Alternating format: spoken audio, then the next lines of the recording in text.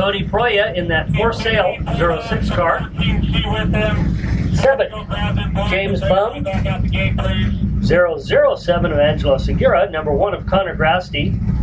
E3 of Eddie St. John, Fast Eddie. Trenton Dickinson in that 99. 54 was Colby Wallace, and Leah Mendez down multiple laps in the 3 car. Top 5 from that race were supposed to go to Tech across the scales. So if your kid pulled into the pits and they were Clinton Andrago, Corey Cliff, Jaden Billings, Emma Mendez, or Tony Proya, send them back out. We need to get them across the scale. We won't do that for the other classes, but for the beginner boxes, we will. If you pull into the pits and you should have went through Tech, your night is over. So pay attention to where you finish. If you're in doubt, go to Tech. If they don't want you there, they'll send you away. Clone main event should be in staging. Clone main event to staging. That's going to be a 20-lap race with 11 cars. The top 5 of those are going to be going to Tech after that race finishes. The 25, owned by Ryan Fernandez, piloted by Frankie Ludorf tonight, is going to start on the pole. They won the Trophy Dash. It's going to be hard to argue with the fact that they probably got a good chance to win that one. Bill Cornwell, who put on a very good race earlier, is going to start front row outside. That should be fun. 116Y of Andy Villagente. And then the 20 of Steve Passati. 7X would be Jeremy Barzon, who Terry had a couple words with earlier. Sound like he's excited. 34 of Joe Spina. The 15 of Brian Ross. Followed by the 4 of Bill Didion. The 14 in the clones is Mike Sanchez. Silver 14, just like the Silver 14 in the Unlimited All-Stars, but this one is piloted by Mr. Sanchez. 13 is Kurt Hohenwarter. And the 7, straight up 7, is Tony Passati. So that should be quite a race. Clones always put on a good show here, especially going for 20 laps. They should all be in staging. Box, stock, main event should start heading towards staging. Box, stock, main event, head to staging.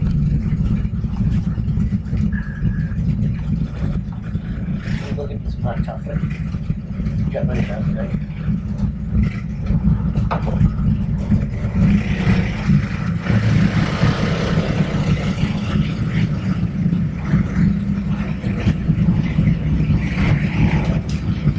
All right, folks, coming onto the track, your clone main event.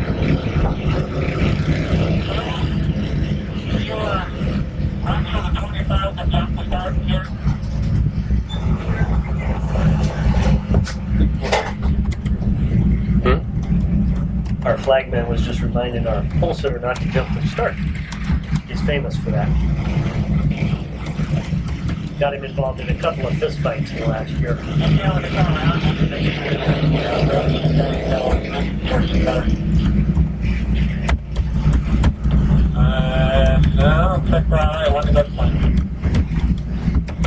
I believe that lineup looks good, folks, so the mole shows them where they're starting out there at the chalk line, coming out of turn 4. Jerry O'Hagan and Dusty Lee remind them to be even with their inside or outside fellow competitor. Lights are out.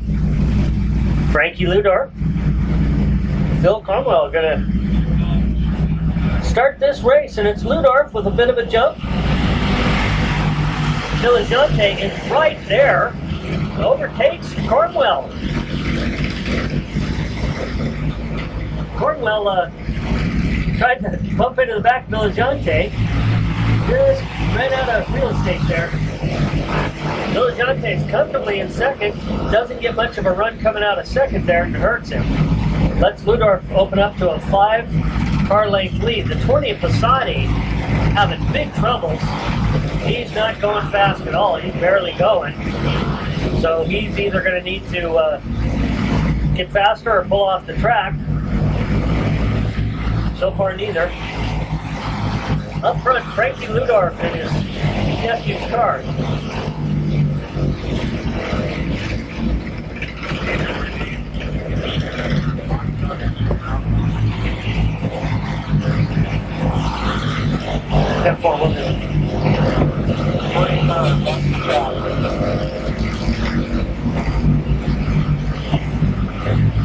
All box stocks should be in staging for your main event. All box stocks to staging for your main event.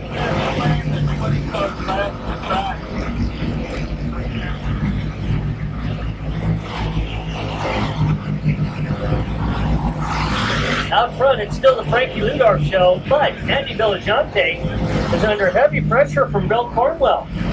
The 6 car has gotten faster and faster every lap of this race. 13.461 there, almost as fast as our leader. Ran at 13.425.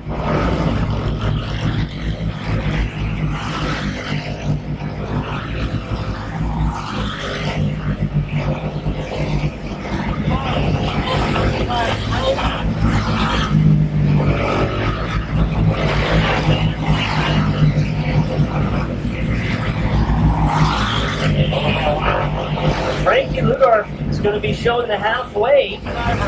That's what those cross flags right there mean, folks. Halfway through this 20-lap race, no incidents, not a lot of passing so far. But we do still have a big battle for second place between Andy Villagente and Bill Cornwell, as Bill Cornwell actually takes the position away and gaps Villagente by about 4 or 5 car lengths as they work their way around the lapper of Brian Ross.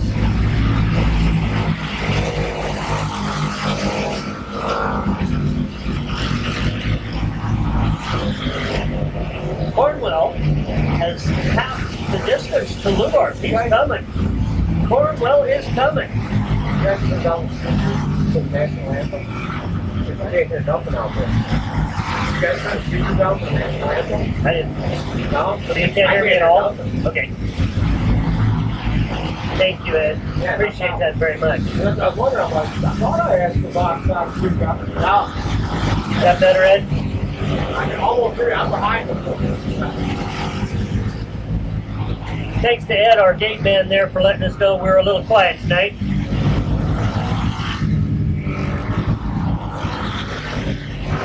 Out front, it's still Frankie Ludorf, but Cornwell is coming.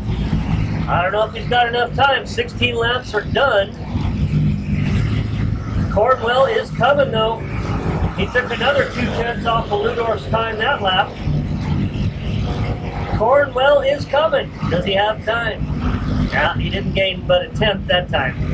He might get there, but I don't think he's got enough to make the pass. And Ludorf's going to make that car really wide if he's under attack. 18 laps down. Frankie Ludorf with a 6 car length lead. Cornwell will just about have to do something miraculous in this corner. Although he does suck it up to a 2 car length lead as Ludorf takes the white flag. I don't think Ludorf has any idea that Cornwell is there. 2 car lengths away. Cornwell drives it deep into 3 and 4. Doesn't even get to show him the nose. Frankie Ludorf with an impressive flag-to-flag win in your clone main event tonight. Bill Cornwell with a great charge from way back to tight second. Andy Villagente made it, but only faded to 3rd. Jeremy Barzon was able to work his way up to 4th position in that 7X. Good on them. Good job. Mike Sanchez in that Silver 14 finished 5th. Bill Didion with a great drive to get up to 6th. Joe Spina, Tony Passati in a car that was not handling well at all. Kurt Hohenwater, Steve Passetti in a 20 that also wasn't working well. And then a 15 of Brian Ross. There we go. The top 5, we're supposed to go to Tech. I see 6 cars out there. That's the way to do it. Oh, good. Thanks. Thank you. Appreciate that. What? Turning me up. Oh, yeah. I think I screwed it up by mistake. Yeah, you got 2 guys wanting out, let them out.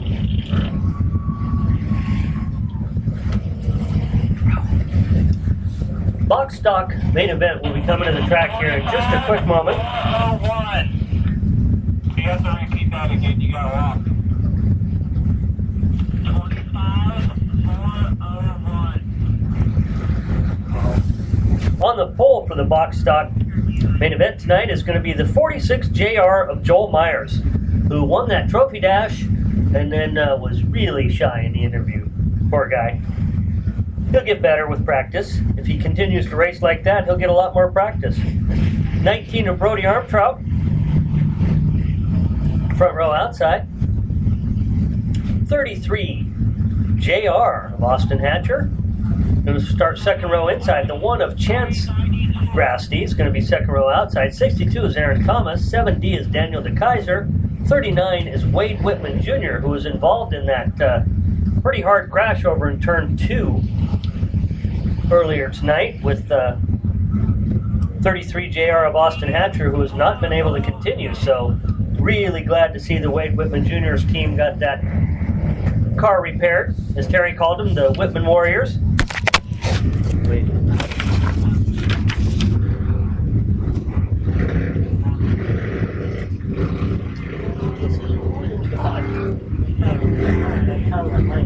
Oh, sorry. You're not supposed to do that.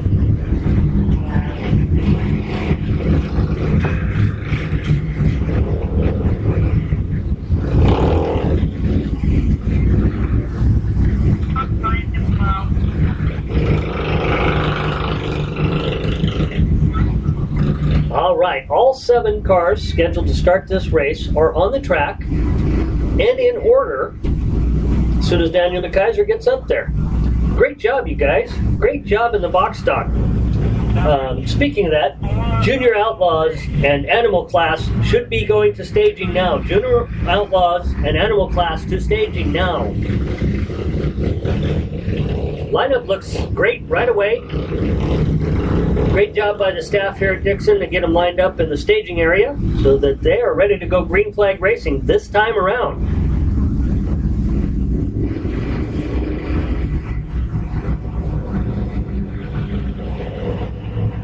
Joel Myers is under heavy attack right away from Austin Hatcher and Brody the Bully Armtrout, but it doesn't seem to fade him. Doesn't seem to phase him at all. Oh! Austin Hatcher goes sideways in turn 4, but did a great job of driving for that young man. He keeps it going. We are at this one, so we got 1, 2, 3, 4 more to go. Total of 7. What? There's 3 box stock mains? No. Oh, Inner total box and 7. box stock. Okay, got it. Look at Brody the Bully Armtrout making his way on the high side. That might be something for some of you other teams to watch. The high side looks to have really come in. Terry and I were talking about it earlier, and oh yeah, there you go. That's why you're going to want to run the high side tonight, folks. Brody could just keep it pegged all the way around there.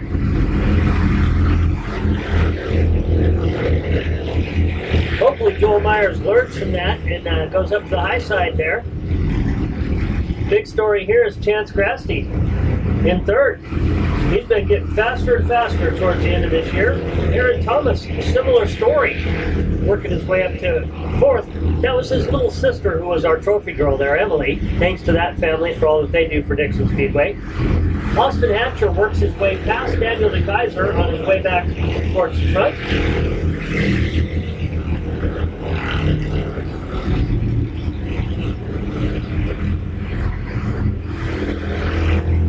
Brody the Bully Armstrong stretches out to a 30-car length lead. Joel Myers needs to figure out some kind of different line or something. That low line is not working for him now. He's scrubbing off speed every corner, and Chance Grasky is getting closer.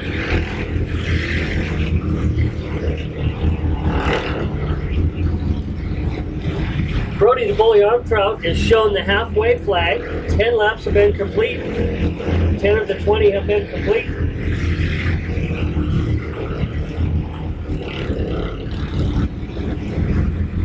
Joel Myers falls back a little bit further into Chance Grasky's grasp. Sorry.